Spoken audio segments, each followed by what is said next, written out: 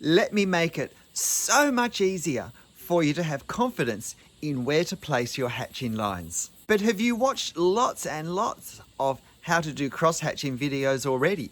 And you find that it makes sense, perfect sense, with the boxes and spheres that are used for the demonstration. But then when you go to draw a real life scene, it doesn't seem to relate. Let me show you what I think causes this problem, and that's going to make even clearer, I think, the easy solution to knowing where should we put our hatching lines.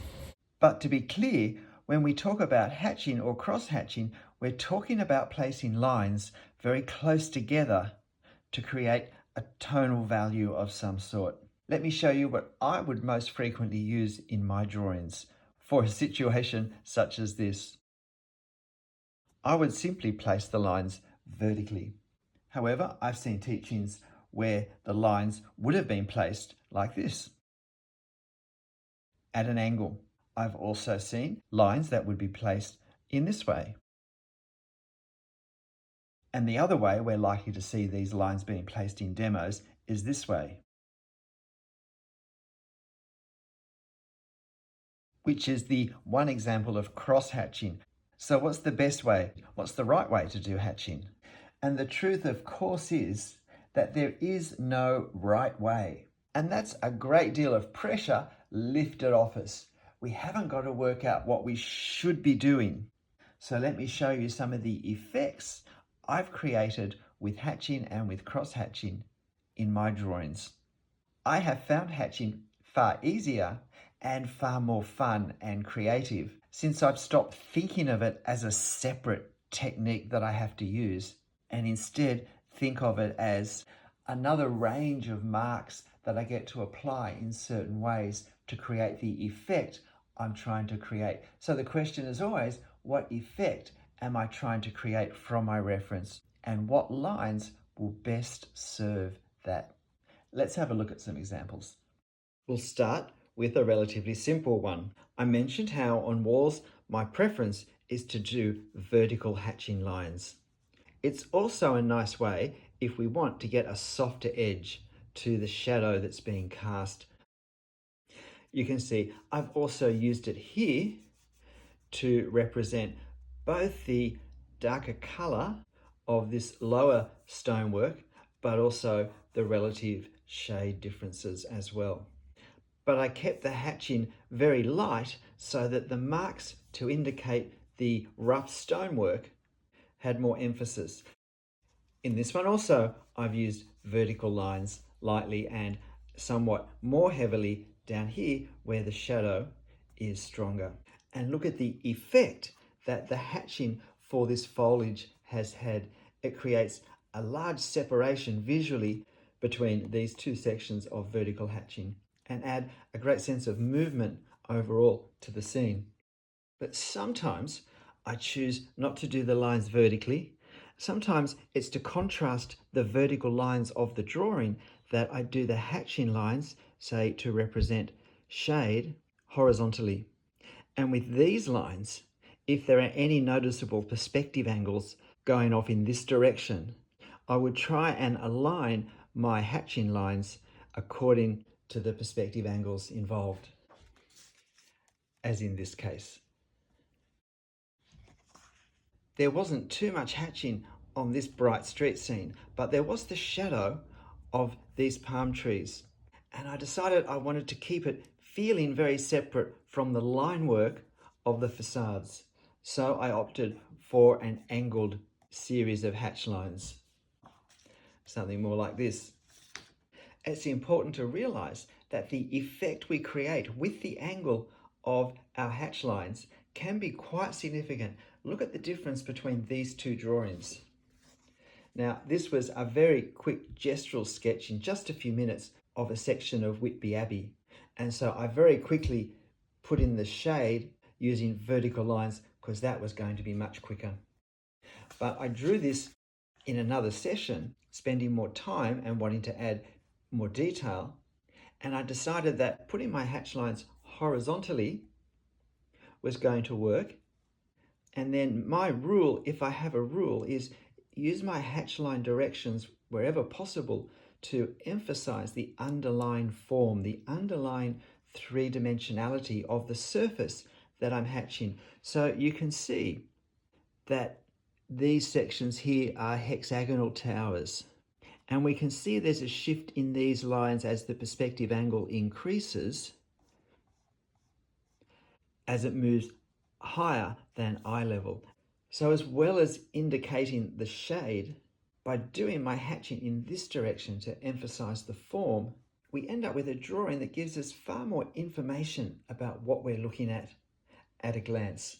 And because I like the effect of the hatching on this one, when I did this, if you like, interior scene of Whitby Abbey, I used the same effect in the same way. You'll see my hatching lines here are horizontal.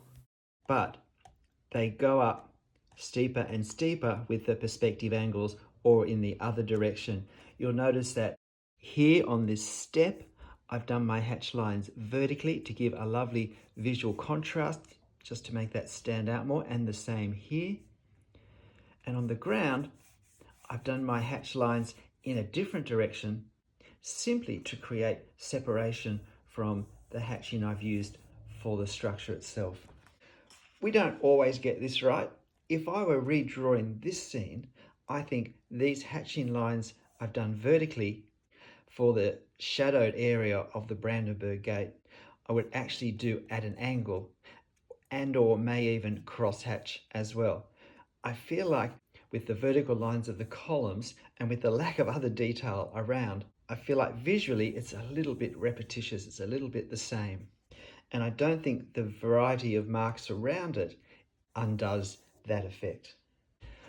Once we've got the idea that we add our hatch lines to emphasize the underlying form, then a lot of very ungeometric shapes become easier to hatch, easier to work out. When I was looking at this magpie, I knew I wanted to do my hatching in directions that would mold to the general shape of the body and the neck and the head. We need to look at our reference at the form as well as the values and say, how can I create this effect in my drawing with the direction of my lines? For this large rock, where the rock sloped away backwards in all directions, I've captured that shape or that form that the rock had by sloping my lines backwards in an approximate correct perspective pattern for that shape from my viewing position. And sometimes we can go either way. In this pair of boots, this boot that's lying down, I really wanted to emphasize the cylindrical shape as we look into the boot. So I did my hatch lines following the curve of the inside wall. But on this boot, standing vertically, this same section of boot, I've actually used vertical lines. But you'll notice I've used these curved lines, rows of curved lines, just to help indicate the rows of very slight padding that we have there. So it's all about creating the effect of what we're seeing. It's not what is the right way to put our hatch lines on the paper. It's what will create the effect that I want to capture based on my reference.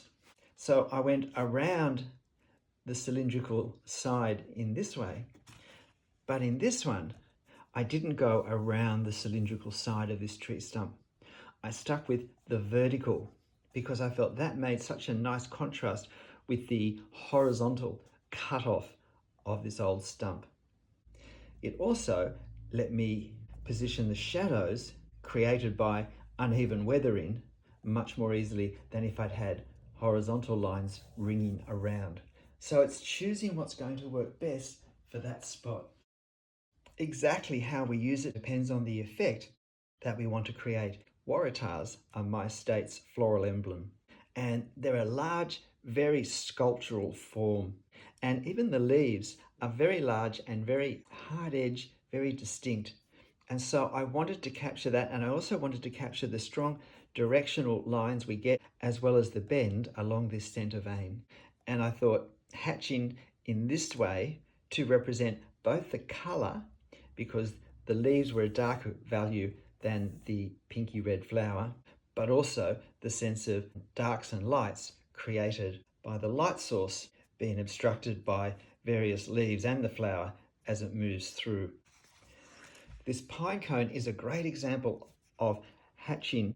What I've done is I've taken each of these botanical elements, if you like, each of these seed holders, and I've wrapped my hatch lines around in a rough semicircle. But I also did that with reference to the position I was looking at it from. And of course, I was able to darken them as I moved closer into the center, representing what was in my reference. What was at first glance a bit of a challenge as to how I would do the hatching, thinking back to choosing line direction that's going to emphasize the effect that I want to emphasize is the way to go, made it easy. Here's a row of rocks that have, similarly to our previous rock, used hatching lines for the strong shadows that were cast on them that reflect the actual shape, the actual surface of the rock, whether it moves back slowly, more straight down, whether it's got a couple of serried layers. So here's this same section of rocks down here. It also works for this very small section of headland, reinforcing the shape of the rocks by the directions of our lines. And if we look across at this headland here, we can see that by doing the lines straight down here, we get a much sharper cliff effect than by rolling the lines over at an angle, where we make clear the underlying form of this headland versus the underlying form of this headland over here. You'll notice here on my tree trunk, I've done my hatching horizontally, emphasizing the circular cylindrical nature of the tree trunk and branches. It also contrasts with the direction of the grasses and the leaves. And contrasting the direction of our hatching, as we've seen earlier, helps to create more definition when we have a lot of lines happening. Such as in this Swiss Alps scene, where we have a lot of horizontal lines that are rounded, taking into account perspective according to the underlying form of the mountain face. In contrast with this vertical hatching, which is being used to capture the foliage and the shadows and the undergrowth of the wooded section. This is a great example of how changing the direction of hatching lines helps to create definition and also helps to reinforce the underlying form. So this ground, my lines are approximately horizontal, with a few variations where I wanted to highlight some grass, but basically horizontal for the ground. And all of the undergrowth and the trees, the lines are basically vertical to emphasize the vertical nature. And it helps me create this wonderful effect of the contrast between this pathway, this open area through these woods and the woods themselves. Because it is possible with our hatching to get a little bit tangled up. And after I finished this drawing, I thought it didn't really give enough clues, enough indications to let people easily see what it is. Unlike this one, where I think visually we land on this clump of grass, this small tree, and this large overhanging branch fairly easily. And from there, we can then navigate through what we're looking at. Even when the direction of the hatching is fairly similar, simply by changing the amount and therefore the darkness, the value, we can also create differentiation between different areas. And it really does make it easier with very tangled scenes where really outline is going to be no use at all to us, that we can build up the effect of what we're looking at, both in terms of the forms and the values, the lights and darks, very effectively using hatching. I hope you can realize how, if we're thinking this, we're not really going to have enough information to help guide us when we're looking at this. It's not what's the right way or which one of these ways should I use. It's what effect am I trying to create and what marks will create that effect, what hatching marks will create that effect. And we can create great effect with very minimal marks as well. But again, we've got the contrast of this tree with the hatching horizontally, this bridge with this hatching here vertically to emphasize the concrete section of the footbridge, or horizontally again for the shadow, or circling around the circular support. Even for subjects such as this grotesque on Notre Dame, if we think what's the underlying form and we use that to guide where our marks go, we really can create some very, I think, helpful visual effects. We can see that this is his neck area going into here, and we can see the shape that this is his tongue, because the form of the tongue is reflected in the hatching lines, and that his side is curling around. And in the architecture, we have these curved sections catching the light. Even for more complex forms, if we study our reference and understand the form that we're putting the lines on, and if the surface is curved in complex and particular ways, it may take a little time to do this well. But if we can identify the underlying form of lines together and work out which direction of hatching will emphasize that, but also where do I need to change the direction? And sometimes we can actually overlap these areas of change of direction very effectively. But here we have a very lightly rounded effect between each row of feathers. And of course we have these big arched sections going back up and around and under, with a lot of cross hatching, where I've got lines that are coming down in this direction that emphasize this length going across the wings, but also lots of hatching lines going this direction to represent the curvature from underneath of the wing. So it really doesn't matter if it's an architectural scene or a natural scene. It's probably not overly helpful to get hung up on what's the right way to cross hatch, but to see all the options as possibilities that we can use when confronted with a scene, that we can use to capture whatever effect we see in our reference that we want to bring out in our drawing. And since I've come to understand hatching in this way, I've never had to give it a moment's thought. It just seems to happen as I concentrate on the form and the effects I'm trying to capture in my drawing. G'day, I'm Stephen Travers. I hope this is as helpful for you as it has been for me. It's a lot of drawings to look at, but I want us to realize that it's a lot more than this. And I wanted to give some sense of the range of subjects and effects that can be captured. But hey, whatever you're drawing, whether there's hatching in it or not, make sure you have fun. I hope this has helped you do that.